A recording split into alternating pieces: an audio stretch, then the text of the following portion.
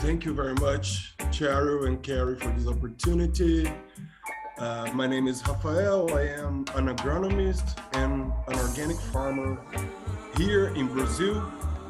I'm also a PhD student of agricultural sciences at the University of Lavras. And well, with my family and friends, we run this sustainable farm project called the Thunder Farm. So I prepared a few slides to show you guys what we are doing. But the starting point, in my opinion, is that in order for us to talk about food security and sustainable development, we need to accept that the conventional agriculture in the way that is being performed nowadays, it's actually damaging to the environment. So the way we rely on petroleum and chemical fertilizers uh, releases a carbon footprint in the atmosphere that we cannot pretend that it's not hazard for all of us. So I believe that organic farming is not only better for us as consumers of the food, but also for the environment. I think the petroleum got us really lazy. You know, we no longer treat residues and wastes like we should do because it's so easy to rely on plastic. But that became a very big problem and a tool of disparity between the nations, because all of the energy that we consume for producing food and doing whatever we do comes from this very same resource that is controlled by so few people. So to me, go organic is really a need. So just to put an example, this tension between Russia and Ukraine has also reflecting on agriculture in Brazil. So 85% of chemical fertilizers that Brazil uses comes from the outside, and our bigger exporter is Russia. So last year, the Russian government said that they will no longer sell us potassium, which is a major fertilizer for our needs. And well, because of the pandemic and now because of this situation with Russia, the prices of fertilizers is 3 times more than it used to be a couple of years ago. So just as an example, wood ashes are a very good source of potassium. And this is a map of the thermal electrical power plants of Brazil. So the waste, the residue of thermal electrical power plants is wood ashes. So why don't use that? Why don't establish some kind of logistics that allows us to use wastes in agriculture? Brazil is actually going towards this plan. And in 2005, there was launched a national biodiesel production and use program by the Brazilian government in order to raise the renewable energy and especially the biofuels.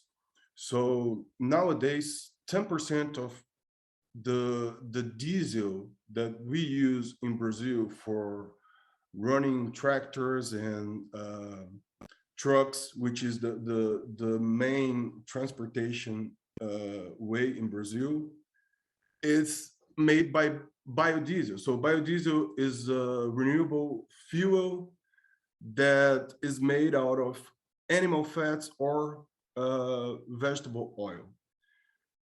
But most of this biodiesel is produced with soybean oil. But the plan for us to raise as a sustainable nation is to rely on family farmers to produce vegetable oil for biodiesel, and by the next decades, Brazilians are willing to get rid of oil.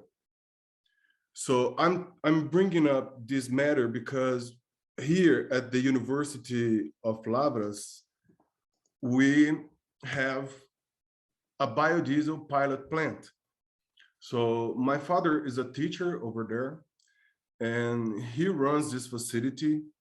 He teaches energy in agriculture, and this facility was built to produce biodiesel out of animal fats, fried oils that we collected in our community, and seed oil plants. But we actually evolved to work with organic wastes. So now we are responsible for composting. In our university, we have like 20,000 students and workers in this university, and we are responsible for treating the organic wastes and transforming a compost or in biofertilizers, right? And the seed oil that we use is actually, the seed is crushed to produce oil that goes for biodiesel. And the seed cake is actually a resource for us to produce animal food. So the plan of this facility is to be negative in terms of wastes production, because we don't produce waste and we receive wastes from others, right? And we saw the need of going to the field and do the same in agriculture. So around 2017, me and my father, we rented this farm, a small acreage farm, a 25-acre farm, to go organic, certified, and to produce all kinds of goods by using renewable energy. So our goal with the farm is to build an entrepreneurship out of our purposes. So we have the research in the university, and now we bring the research to this small acreage farm. And the whole farm is run by students. We receive a lot of people over there, and we try to use as much of renewable energy as we can. This is a biodigester that we built over there. This is made with an upside down water box, this blue thing you can see. And we collect the cow manure of our neighbor. Our neighbor is a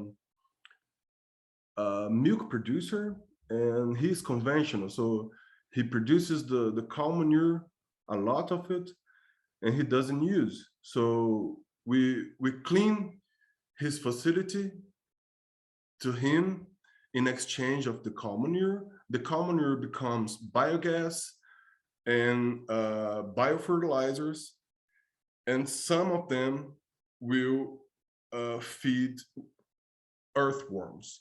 So it's very important for us to use our neighbors' residue. If we weren't collecting this common manure, it would be probably released at the river, which is like beside his facility. So here we have a couple of pictures of the farm.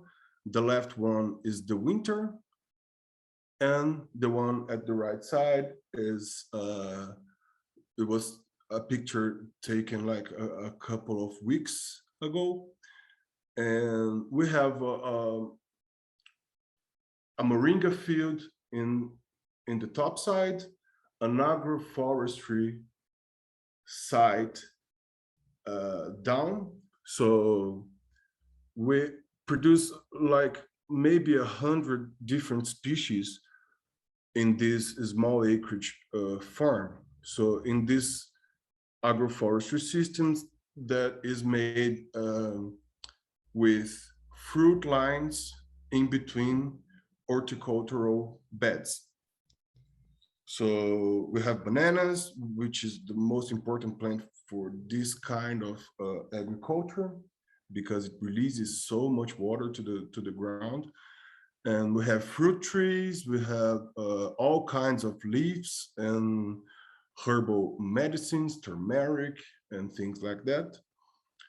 And we use the water that where we raise the fishes to fertilize those plants. We use the common manure, as I mentioned, and we use moringa as a key crop. I believe most of you know moringa very well.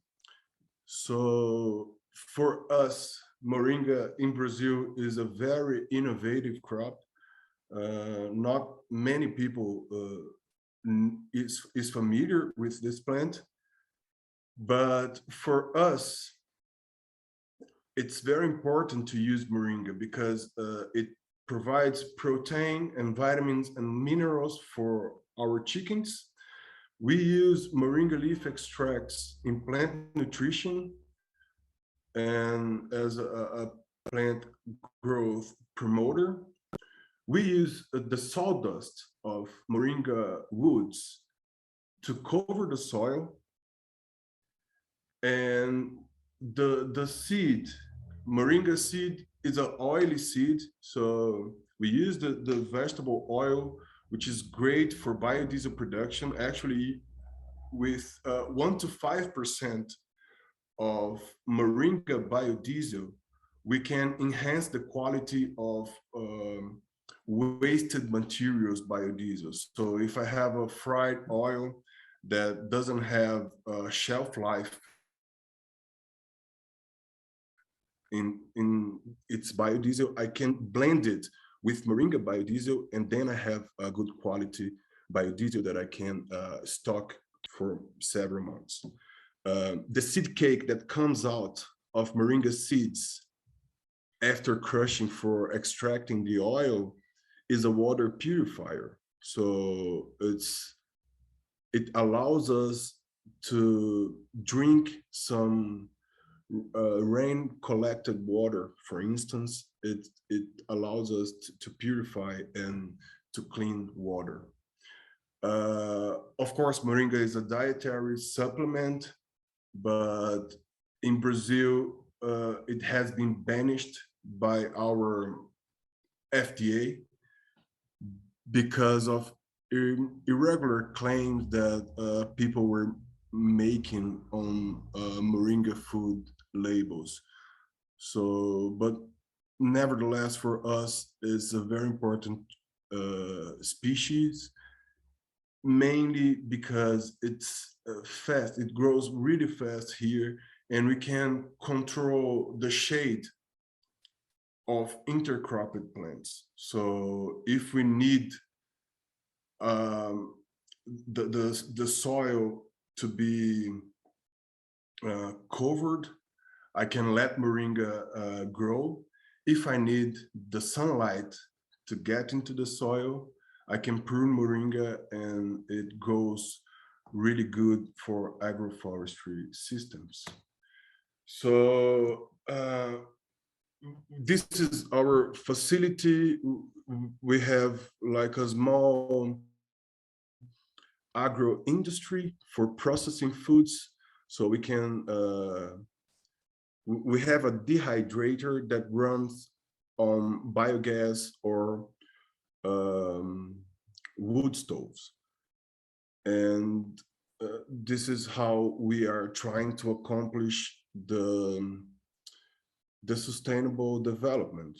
But the most important thing we do at the farm is to teach people and students that there is another way that is not the conventional agriculture, because most of them goes to the university and they don't have teaching about sustainable farming. It's a very good and respected university. It's between the three top universities for agricultural sciences in Brazil, but they form professionals to go to the conventional market. So many students are trying to understand how agriculture works in the abstention of the conventional practices. So if we take a look at the United Nations Sustainable Development Goals, there are 17 of them. And I think we are really related to 8 of them. So we produce organic, so this is good health. We provide education, we train people. Many of these students goes after graduated, they go to these major companies, but even by working with chemical fertilizers or chemical pesticides, I think we have planted the seed of sustainability in those students. So maybe they will be in a position to discuss with important people how to make those companies more sustainable. So moringa is a key crop for cleaning the water. We try to use clean energy in all of our steps. We are trying to survive out of this proposition. So, well, we go to the farmers market, we have CSAs, we train people, we guide people to visit the farm, and we explain what we do.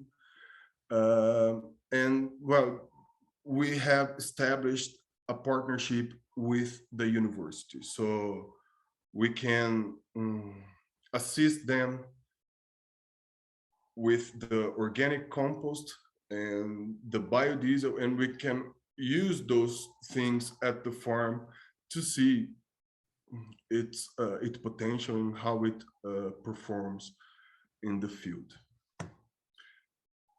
This is how we interact with our community then. So we go to the farm. We created this organic farmers market in our community. So we put together all of the organic farmers in our region once a week to sell their goods. We have a CSA, so most of the fraternities here at in our city, they make signatures for our CSA, so we provide them the vegetables, and they provide us the enforcement. They work with us. So many of the interns become clients and things like that. We try to be really active in social media, so we really got into discussions with our public, and we build urban gardenings in our community. So now we're actually bringing the farm to the city. And this is the first interaction of our interns to the community, with the community. So they have to talk with people, they have to sell their product, they have to perform a work. And this is the first contact of an undergrad student with potential clients. So they learn how to build an irrigation system, they learn how to raise the beds with our technology, all things we make in the farm, where they have the right to commit mistakes. They have to bring to the community, and they are no longer entitled to make mistakes, because now it's a professional experience. So I think this is how the things we are doing here in Brazil can be very useful for this great team I am proud to be part of. That is you guys. So thank you very much for your time, and thanks for giving me this opportunity of showing what we are doing here.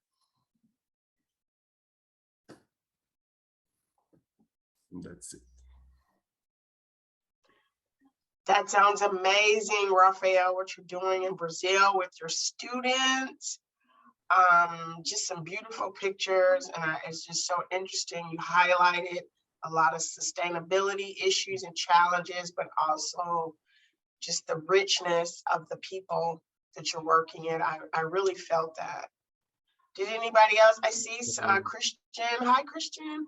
He says you're a trailblazer. Keep up the good work. Yeah, that's really encouraging.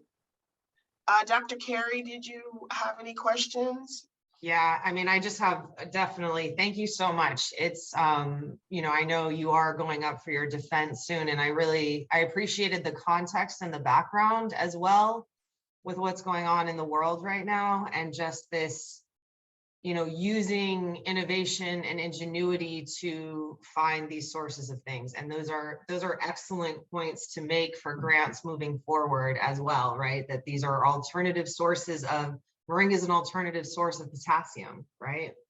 And I think I also just want to parallel that at UC Davis and here in California, we are also this agricultural center, but the norm is conventional agriculture. So a lot of the trainings that students get is in that conventional methodology.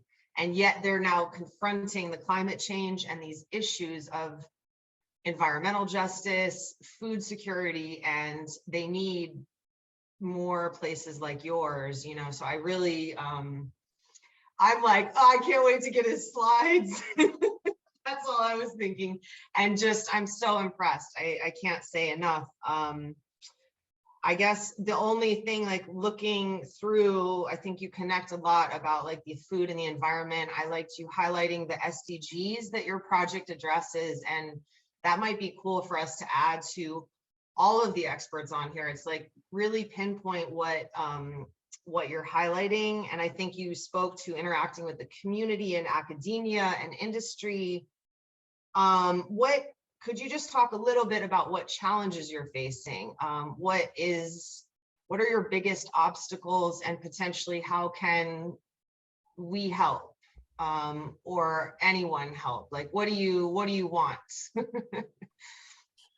Well, I think it's this is an ongoing project. It's not established already. So we are struggling to find how to integrate everything we do, because sometimes it's simple, but sometimes there are many tools for us to put together. And well, our students, they don't stay long at the farm. So once the person is really trained and prepared, they are actually graduating, and then they go to seek for their lives, and we have to train new people. So I believe we need to produce some kind of training material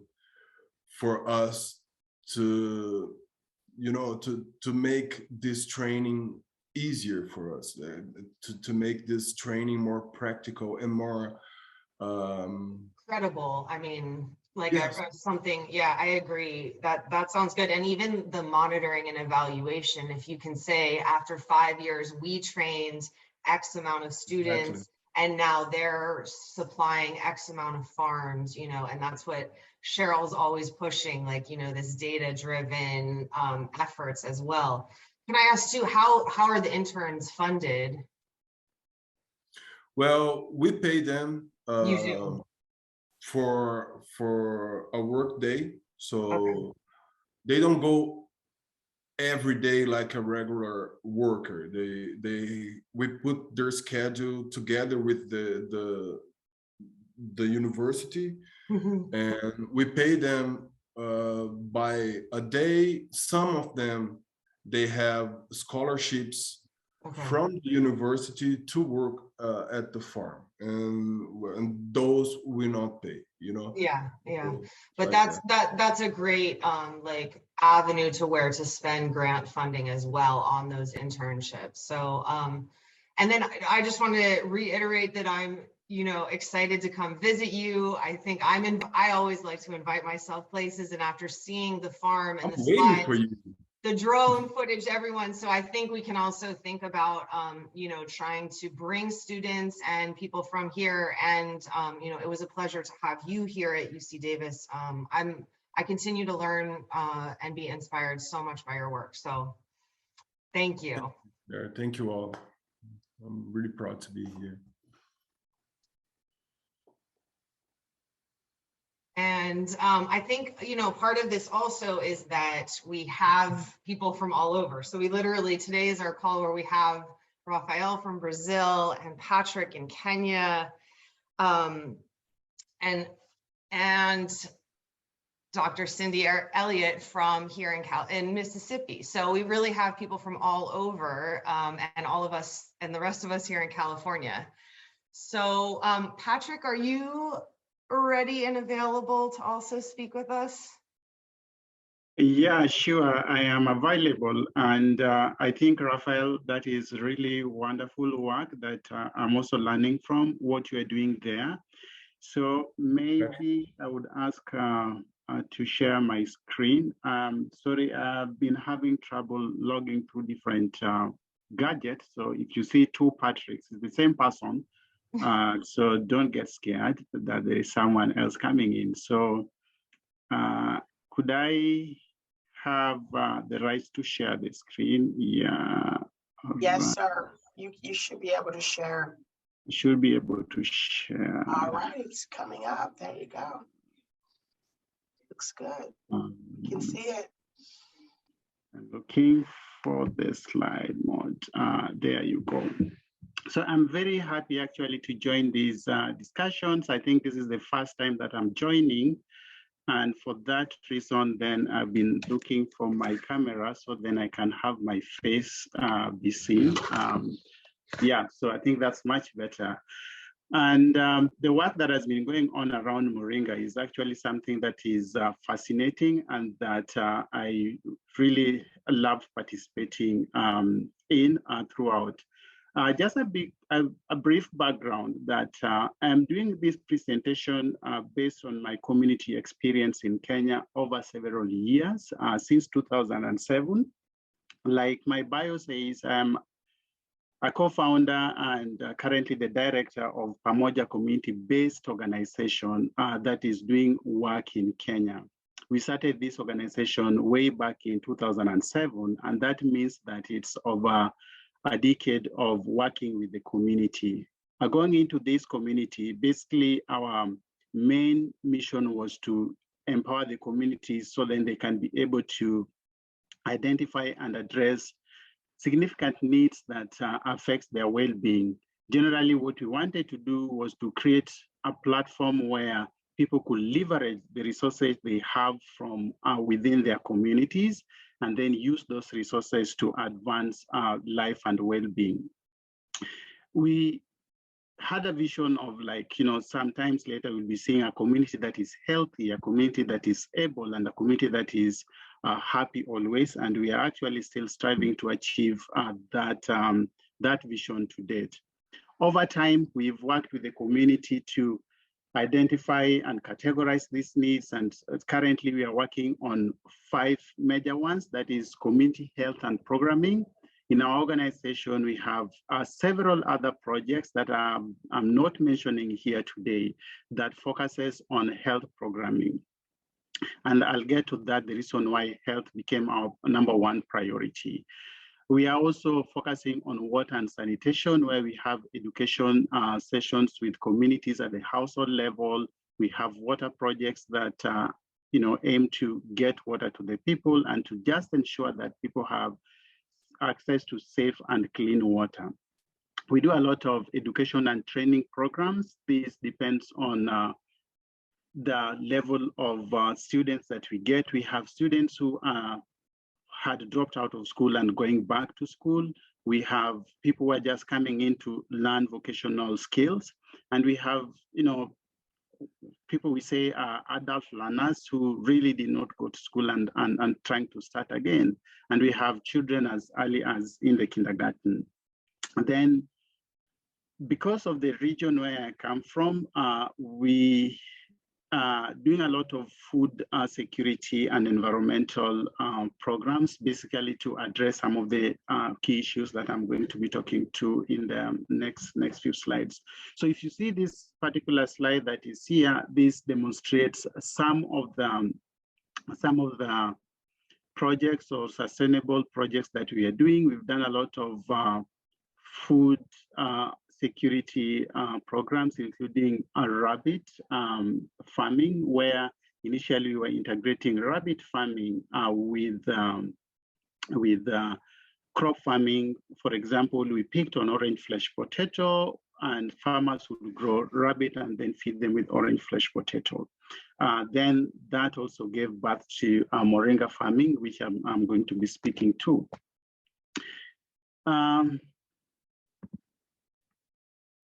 The background of the region where I come from, of course, Kenya, if you have happened to be in Kenya. Kenya has the 4th largest burden of HIV in the world at 4.2%. And that means that, HIV cases and the impact of HIV is really being felt at the community level. And where I come from, which is in the western part of the country, the Nyanza region, as you may see in this slide, has the highest prevalence rate of 15.3%.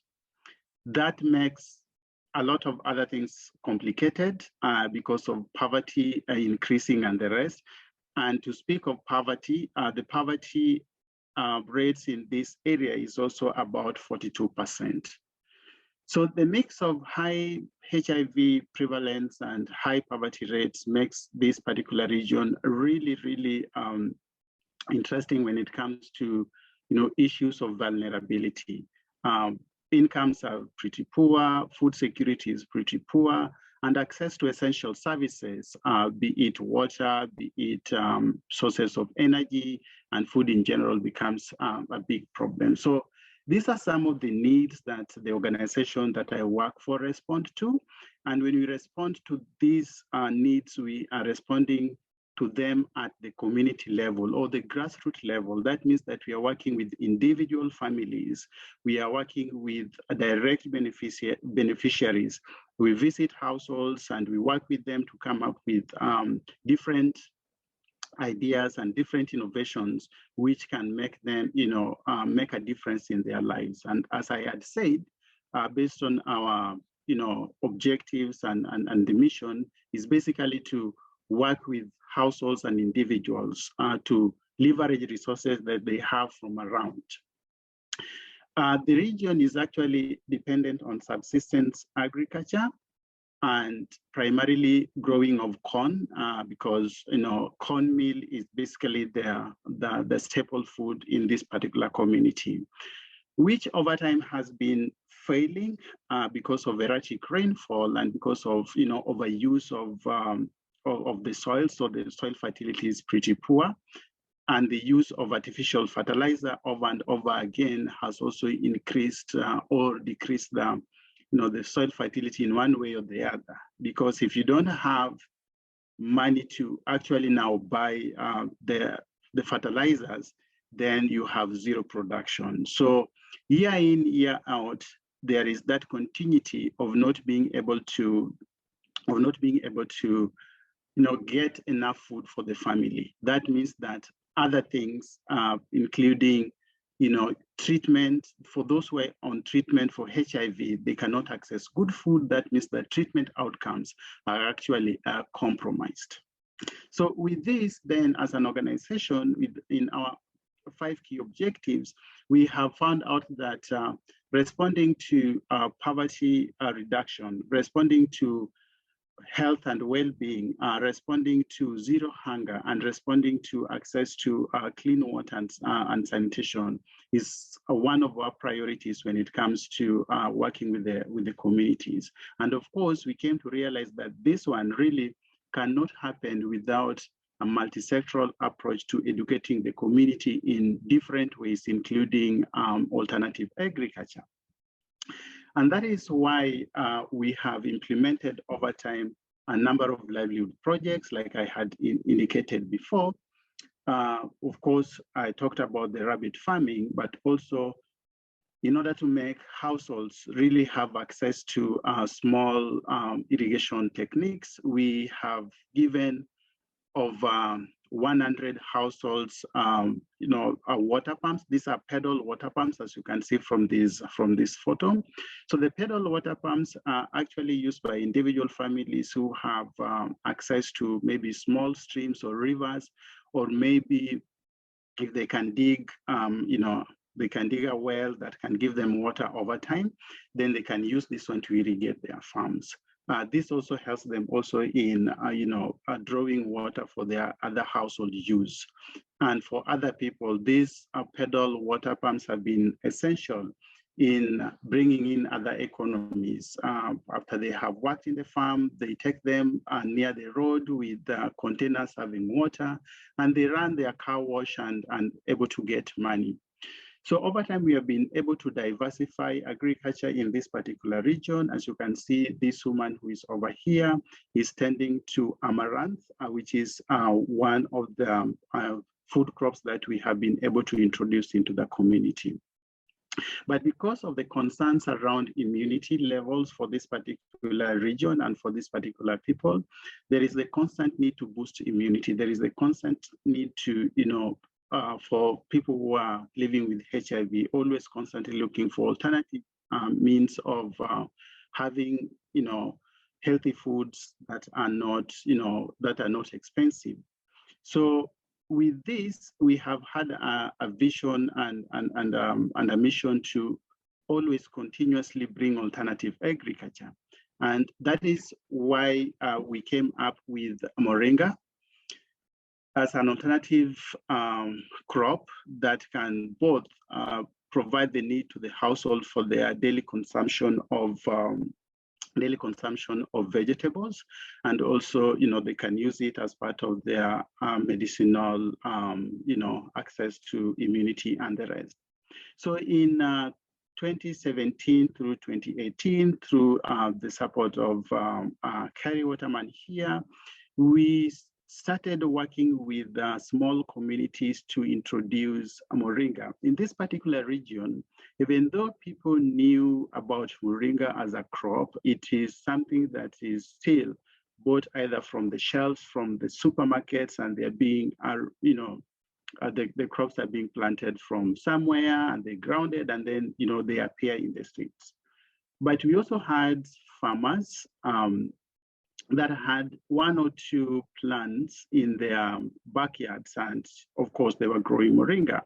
So we first of all did, so what we wanted to do was to now introduce moringa as an alternative food crop that people could grow in their kitchen gardens and use it daily as a source of food. So in order to test whether they would accept moringa, we identified about 20 or so groups and asked them who would be willing to participate in this particular kind of a study. And through rigorous evaluations, we ended up having about 2 groups that were strong enough, comprising of about 20 households. So with these 20 households, we started training them on new approaches to cultivating moringa. That included small beds, like double duck beds, that is a 1 meter by 1 meter by 1.5. So then, they could have plots that are easily manageable. And this technique would eventually give them higher yields because they are smaller crops, they are smaller plots, and the moringa trees are not growing to the tree size, but they are cut when they are just about 1 foot high. So then they can have greater foliage production that they can use on a daily basis. So in this particular kind of training, what we did was like train farmers on documentation. We wanted to know, if you're doing an alternative cropping for your household, how much time does it take for you to care for moringa? What time do you use to water the water moringa? What time do you use to take out the weeds? And also basically like then the economics that comes with crop production. How long does it take you to realize moringa on the table? So we wanted to compare that one versus growing of other crops, and eventually convince or have farmers know that they can have a moringa growing strategy that cannot make them like really lose a lot of time, but at the same time continue with their normal productions. So with this, since 2018, we've had farmers growing moringa within the Kisumu area where I come from, and we also wanted to test their acceptability towards consuming moringa at the household. And for the families that we've been working with, a number of them are now consuming moringa at the household level. However, like I had said, that our approach is basically to grow and actually to push the moringa into the market, so then many people can learn about it, that it's something that they can actually grow. So this is a photo of one of the households that have grown moringa through into the weighing process, just to weigh how many kgs of fresh moringa leaves have been harvested. And I think this was about up to 15 kgs. And then the process of drying that and eventually making powder out of it. And then this one is again later on packaged to go to the local markets. What we came to realize is that instead of starting to look for market outside the region, we wanted a consumer-driven market where people from the locality are able to consume moringa, and in that way, then farmers would realize that their efforts actually is contributing to a change within the community before looking for outside market.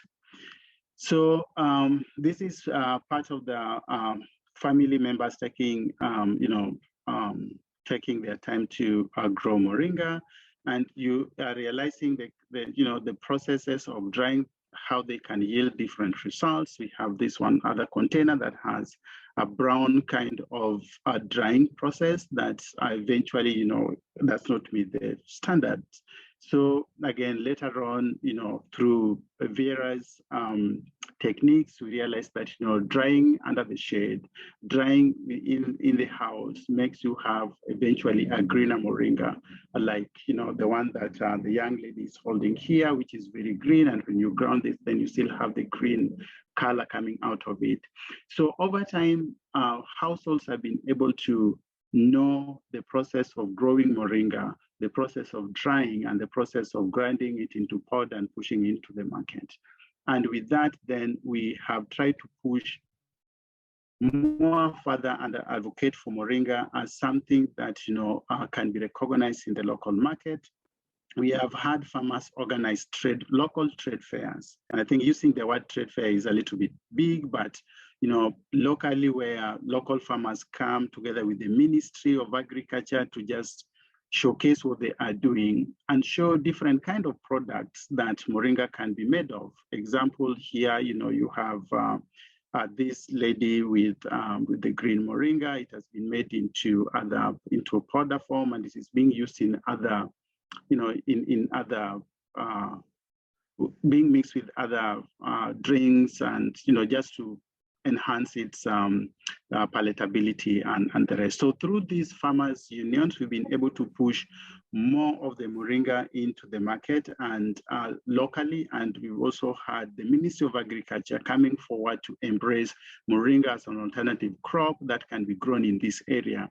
And extension services, though really very rare, we have extension services coming from the Ministry of Agriculture, trying to work with the small-scale farmers that is producing moringa. So what next?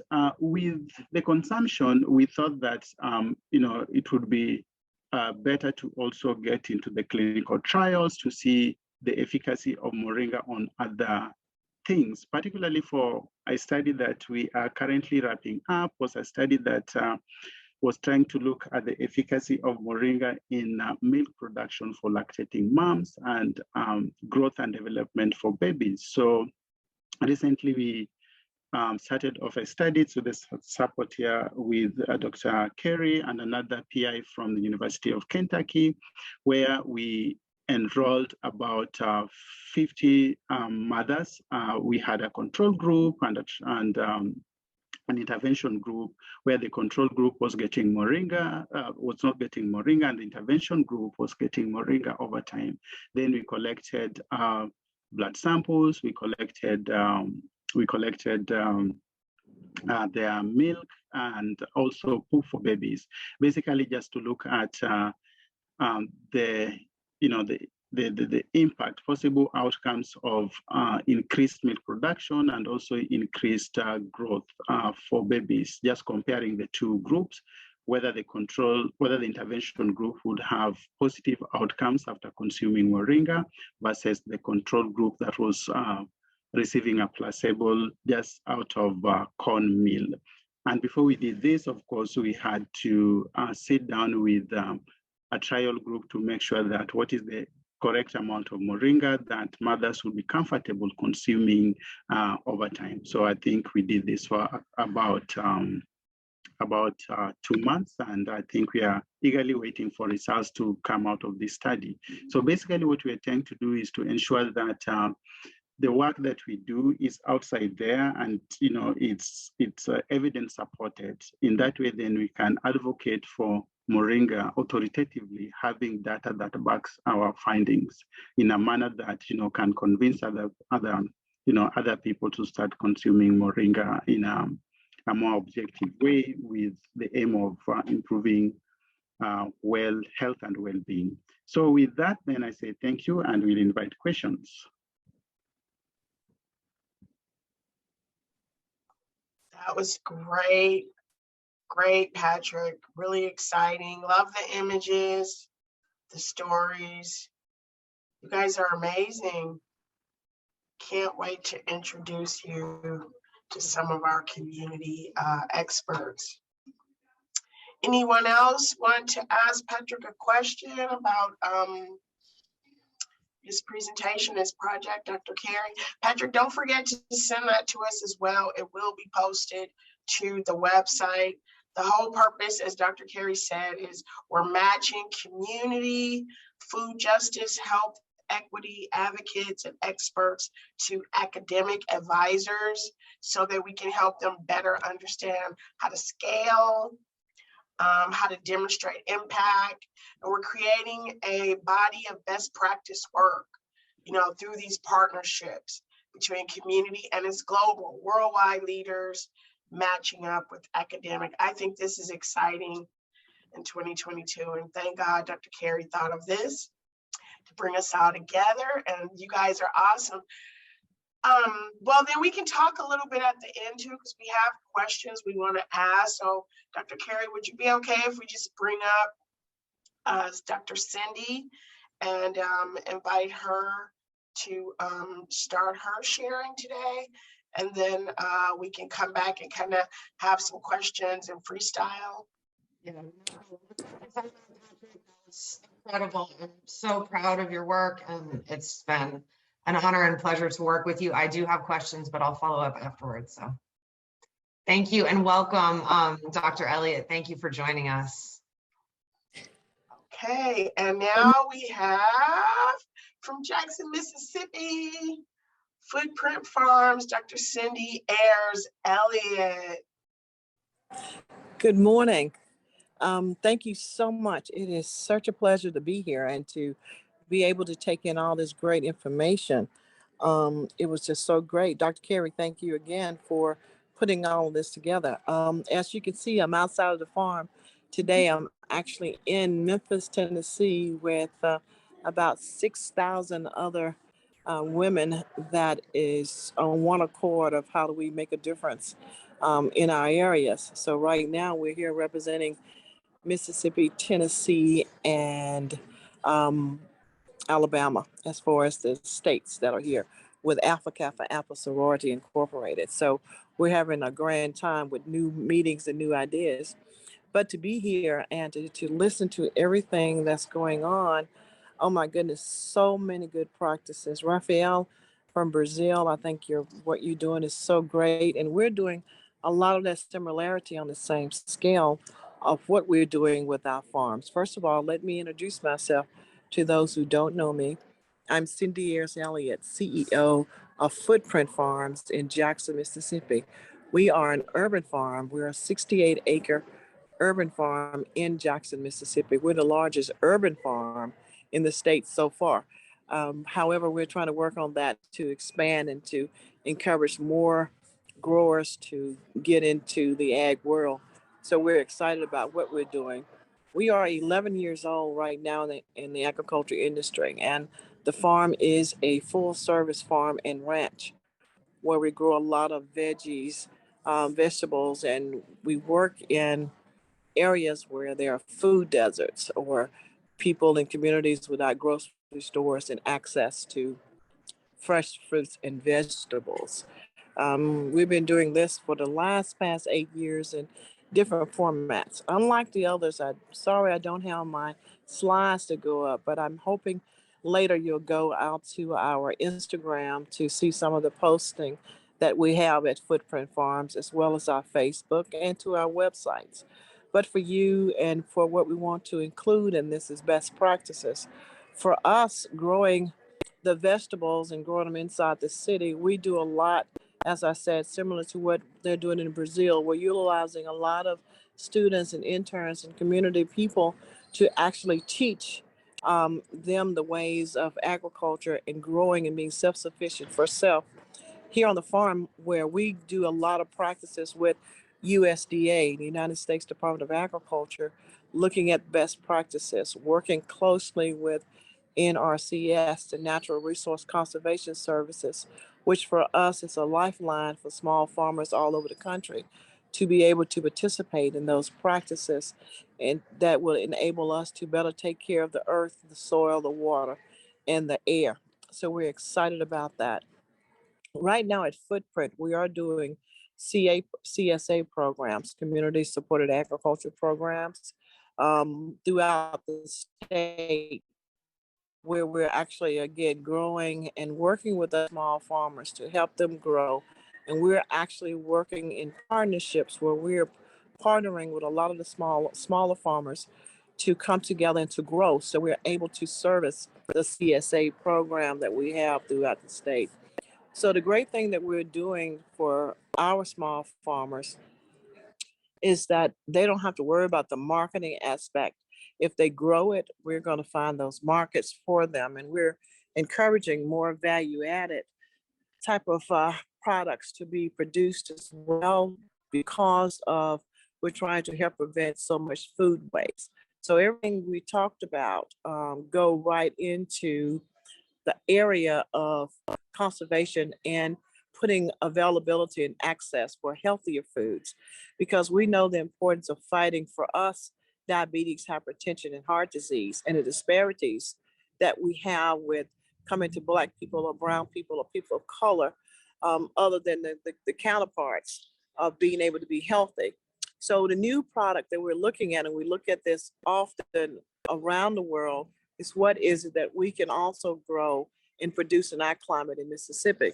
Well, moringa is one of those products that we are engaging in to actually start growing more of, which is not traditionally grown in our side of the country, especially in the South, where we have all of the climate and water and everything else that makes it a great program.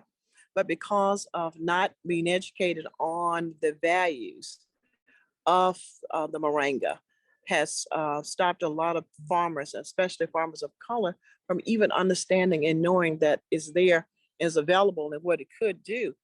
And when Rafael talked about the different ways, and that's the other product that we're looking at, how many different ways can it be prepared?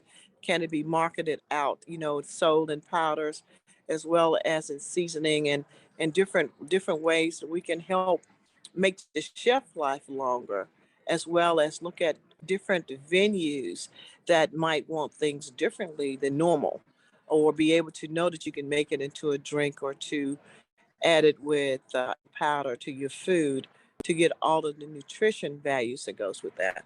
So we're always excited about how we can do things and how we can put things in perspective.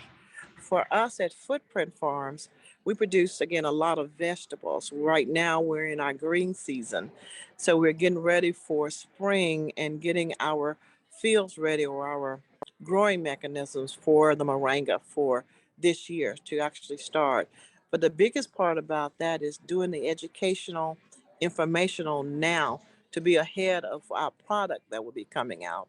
And of course, working with other growers that's doing moringa to start introducing it into our markets, even though we're not growing it ourselves, or we don't have enough volume ourselves right now to provide. We're still utilizing and talking to other groups and farmers, especially Black farmers, of if you're growing this, we're interested in taking it in, integrating it into our food source or our markets that we do. We do a lot of markets with our CSAs, and we work closely with larger industries that we actually working with federal health clinics right now for food, fresh, healthy foods, local foods, to come into their households via through a prescription. We're calling prescription with an F versus a pharmacy with an F versus a P, where we're working with families or people that are on the borderline of being a diabetic to try to stop that and to help prevent it even more for the households. So the mission behind this is that they receive food boxes, 15 pounds of food boxes weekly, and with new recipes and new ways to prepare. Again, another way with tradition and culture, we're looking at it and showing how many different ways you can prepare the food that's more healthier than what we've had in the past. And that's another learning value that we have to implement throughout our agencies as well. But we're excited about that, and to be able to work with our universities, our colleges, our communities to get more educational out is our main goal of what we're doing right now. So we're laying the foundation for integration into new fields of food, in this case, moringa. We've also gathered out and went out to the motherland This reason I was happy to hear Rafael. We've gone over and we brought in things like sorrel, which is the hibiscus plant, Jamaican sorrel through the islands. We managed to bring some of that in, as well as callaloo, which is again a staple of Africa and the continent, of protein and fiber that we didn't have or don't use a lot in the States. Well, now in Mississippi, in our region, we are the first round farmers of actually growing sorrel and callaloo into our area. So we've integrated that into our pallets here in our state, as well as a lot of out-of-staters now are coming in to buy and to purchase. But of course, we know tropical climate in Mississippi really happens in June, July, and August. So we are ready and prepping to be able to go back in to have those tropical plants ready for the market, which has become a big seller for us on the farm. If you just give me a sec just to give you a little more information about the importance of partnership. And for us, that has been our major network of partnering to bring in different groups, organizations, and our local officials to band together to come out with a plan that we're implementing to bring healthier choices or healthier ways of doing things. We've created what's called the Farm in the Box for a lot of our urban areas, and we deal a lot in urban areas, working with a lot of our citizens that don't have backyards, or they're in apartments, or they're landless, which means, of course, they have no land to grow anything on if they wanted to, a new house. And then, of course, it goes with the expense, the cost of being able to actually grow your own food if you don't have access to land or water or the seeds even to do that. So part of what we do at Footprint Farms is to create that umbrella. We've gone out and we've partnered with nonprofits, and we actually have a nonprofit that we now chair so that we can connect through the nonprofits with organizations in different money lines that we can bring in through the federal government, through the state government, through foundations, to philanthropies that we put together. So opening up opportunities for a lot of our farmers in general. So we're excited about doing that.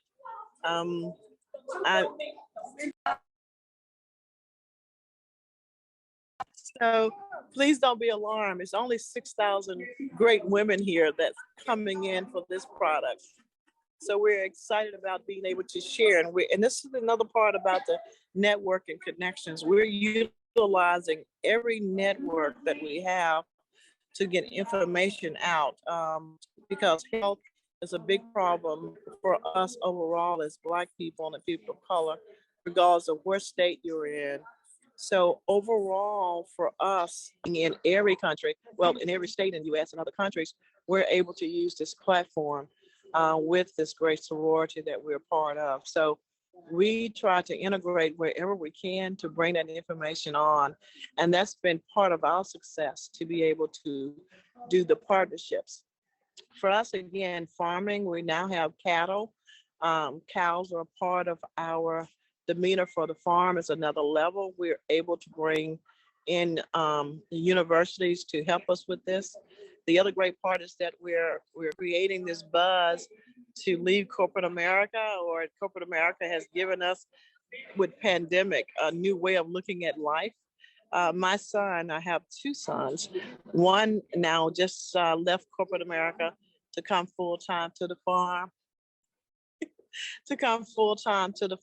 And he's actually handling that portion of it, of doing the cow-calf operation, as well as being in logistics.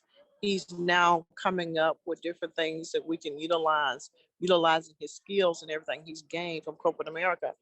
For us, though, the real big piece has been, we're now doing podcasts. Again, social media, we're utilizing it and exercising it as much as possible so that we can fillet the information out in a way that is true information, and true information coming to our communities and examples and ways that they can do this, understanding the importance of where we are and what we have to do in order to make sure we're being sufficient and sustainable.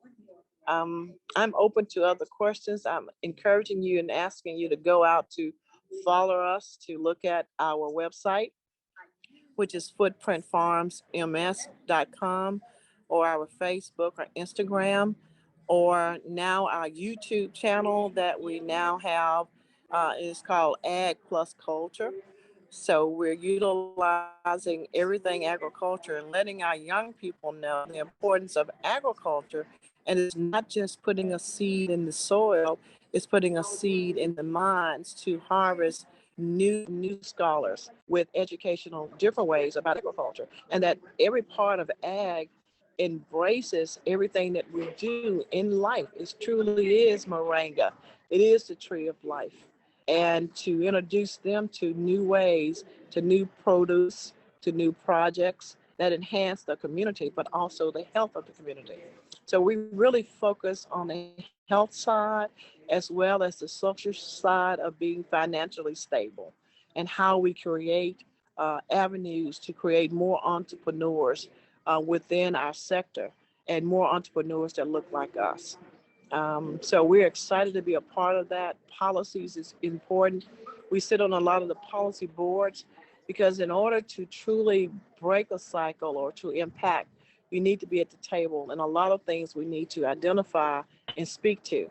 A lot of policies that are there is racism 101 written into these policies. So we have to be at the table talking about and helping others to help move some of these barriers that we have, and it's just built in to almost everything we do in policies and how everything in regulations are set in place. So that's another big part for me of agriculture and farming, is understanding the policies and making a change, being a part of that change to do that. So that's pretty much me for today. If there's any questions, we're more than happy to answer. But most of all, we're just so excited to be a part of this great group and to be able to bring this great product with moringa integrating into the other things that we do has been truly a blessing. And thank you to all that have allowed us to become involved in this great program. UC Davis, thank you for everything that you do out there from your education component and from this great organizations and group. I'm hoping to have an opportunity to come back to the group to actually have presentations and scales. But I want you to know that a 68-acre farm inside of the city that's 10 minutes from the state capitol is something to be amazed with, being able to bring our people to the community to see what we can do. So we're so important that the people feel like it's important, and that makes it better for all of us to truly advance where we want to go. But again, thank you again for the opportunity to speak to you. Thank you for letting us come in. Thank you so much. Thank you, Christine. Mm-hmm. Thank you so much, Dr. Elliott. That's amazing what you're doing with your 6,000 women. Gee, I know you guys are going to get a lot done there this week. So I'll definitely be looking forward to connecting you also with some of our community teams. And we'll look forward to getting those social media links and your video links. I'll follow up with you in the podcast so that we can get that information posted. Amazing, amazing. That's 1, 2, 3, you guys. Amazing activists, leaders, specialists, professionals in urban agriculture. Dr. Carey, so would you like to kick off a few questions for the panelists? Unless anyone else has something first. I mean, Cindy, thank you. That was just incredible. I'm so glad to have you. It's really an honor. I think we should have a separate conversation and see more where we can help support each other.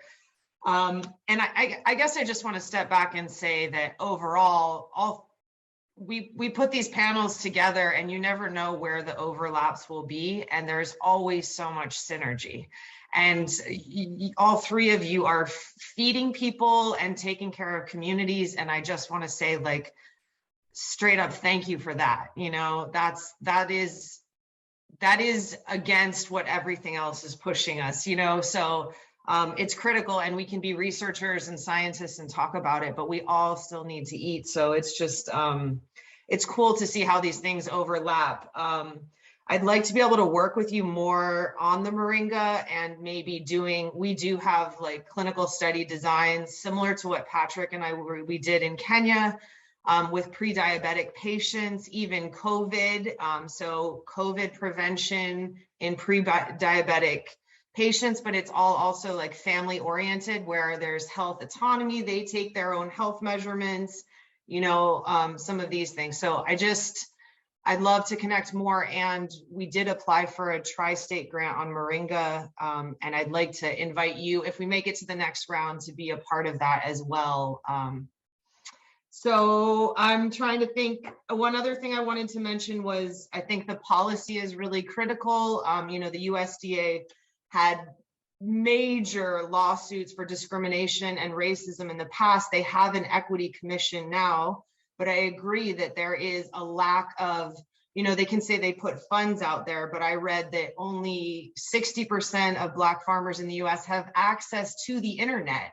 So there's no way, if I can barely get through grants.gov, there is no way you can get those funds if you don't have internet.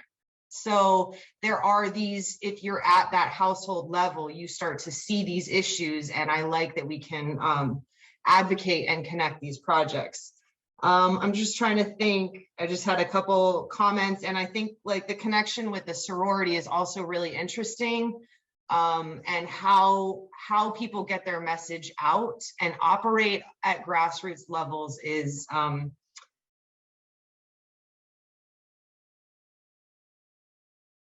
Patrick's work to Rafael's work to your work as well. And the sorrel, Patrick, I wanted to ask you, was the red juice on the table at the vendor event also hibiscus sorrel that we're now seeing connections again across the continent, you know, throughout the African diaspora? You see these foods and plants that provide nutrition and medicine and health prevention.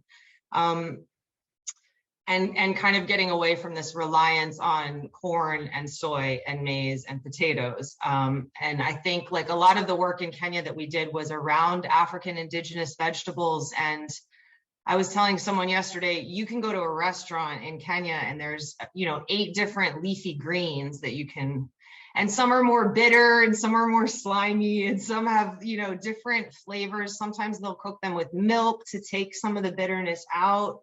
But a lot of them have more medicinal properties than the very standard collard greens as well, you know. So I think just encouraging all this, you know, food diversity in all of these communities is just so impressive. And I'm so honored to have all of you speak and do this work. And I hope that we can continue to work together and get more grant funding and, you know, support each other. So like you said, there are more people at the table that represent their communities and people of color. You know, it's critical. It's way too late. It's way overdue. And you know, I think we'll all be happier. It'll be a warmer, cozier place if we can eat, you know. I totally agree. I put the questions in the chat for those of you that are here, and you may want to, you know, most of these points, you want to better understand our process and what we're trying to accomplish. Like Dr. Carey said, it's a global movement. Seize the moment, you know, and then bring together these different groups. So a couple of questions here, if anybody wanted to respond from the panel. For sure, recommendations or any upcoming opportunities you want us to share. I'll stop there. Go ahead. I can keep going, but I just wanted to also, Cindy, one other question would be, I think you highlighted a lot of the questions that we had, but just you know, if there are any challenges or kind of requests or asks too of what you're trying to do maybe in the next few months, or you know, those types of things. And then the other kind of thing I wanted to highlight was that Footprint Farms ensures a market for growers. Like, that's critical. I like that a lot in like a, you know, if there's a model that provides that, because we can't just go in and be like, oh, moringa is a superfood, you should grow it. You know, you really have to get down to the economics first. And that's what we did in Kenya. We did a cost benefit analysis. You know, what do you put into it and what do you get out of it? And we should be doing that with all of our decisions, really, you know. I agree, and that is so important, because as a farm, this is my business. This is my livelihood. You know, we have 10 people that's employed on the farm, but all of those are from the community, and they're now farmers. I mean, I have a farmer from, let's see, we have one from Jamaica, we have one from Trinidad, and they live in the community, and they just, of course, gravitated to what we were doing. But one of the biggest challenges we're still having, and of course, the Equity Commission, I'm very familiar with that and what's going on with the executive order. And one of the reasons it's important, I want to share this, is that right now in Mississippi, and just not for Mississippi, but for all the 1890s, in Black colleges and universities, we now have a socially disadvantaged farmers and ranchers policy center. And this policy center is put in place, and was put in place, you know, thank goodness for our late Congressman John Lewis and so many other Congressional Black Caucus for many, many years to get this in place. But we now have that written into the Farm Bill.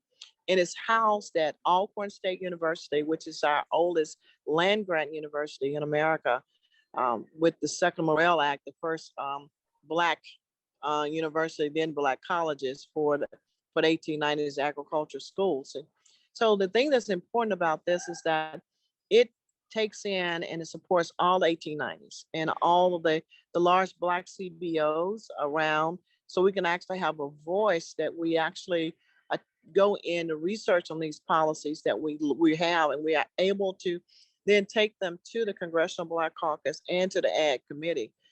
We've been working closely with President Biden's executive order and actually going in, looking at a lot of these racist embeddedness policies that's in place that hurts Black farmers and farmers of color. So we've been taking that, researching it, not just talking about it, but bringing the data to support and back this up, which is so critical to making decisions or having decisions changed. And it's the powerful of the pen to go from a maybe to a shall changes lives. So truly, we look at the regulations that are being written to go with the legislations that's been stated and signed off by not just president, it happens locally as well. So we got to be very, very, very, very aware of the regulations that goes with the policies that are put in place, and how it still affects negatively Black people and people of color. So I'm excited about that. I'm going to pass on information to the executive director for this great policy center, who's doing great work throughout this country. And her name is Elora Spates. But I will get back to you and put that in. I want to make sure you get this information, and hopefully organizations like that, again, they're funded by now the Farm Bill. So dollars are in place to help us research the policy side of it and to be able to bring those changes. So I'm totally excited to be a part of that. I'm really hoping that these new opportunities put in place will help us to implement better products for our people and our farmers throughout this country. You're doing amazing work. Just like you're pushing the needle on all sides of it, you know, like literally from the soil to the president's office, you know, and all in between. And you're right, you need the data to say, hey, it took these people 30 days to get a loan, and it took, you know, Black people 400 days to get a loan, and this is why they foreclosed, and it shows side by side. And then they're like, okay, we have to change the policy now, and eventually things change. I also just thought it was neat, you talked about, like, you know, family and kind of the way in Kenya too, like people have their shamba or their family home, and then kids kind of go to the city and they get an education. Sometimes they get stuck there kind of, but there's always this safety net to go back to the farm. And that's a really, I kind of thought that was a cool like security system, because you don't see a lot of homeless people. You can always go back to your family farm and get sweet potatoes and eat. And so you're kind of providing that, where you can now tap into, get an education, get the resources. Rafael and Patrick are both PhD students that are studying in the US and bringing education back to do it, you know, in these innovative ways. And I just think that is, you know, so critical. It does create that cycle where innovation and education is critical, but then you still coming back to the soil, you know. So I appreciate all of you so much. Thank you. You're welcome to share any resources that you have. We want to build up our website, and please, like, you know, cross share on social media. We're trying to get more people involved in these, and we are applying for another round of funding for this Food Justice Center. I'm also trying to get it integrated into Aggie Square, which is a $1 billion investment in the city of Sacramento to connect UC Davis with Sacramento. The city has a food justice task force. So we are putting in lots of things. So we welcome everyone to, you know, benefit from each other's amazing work, and, you know, and yeah, harness these funds, you know, to support all of you.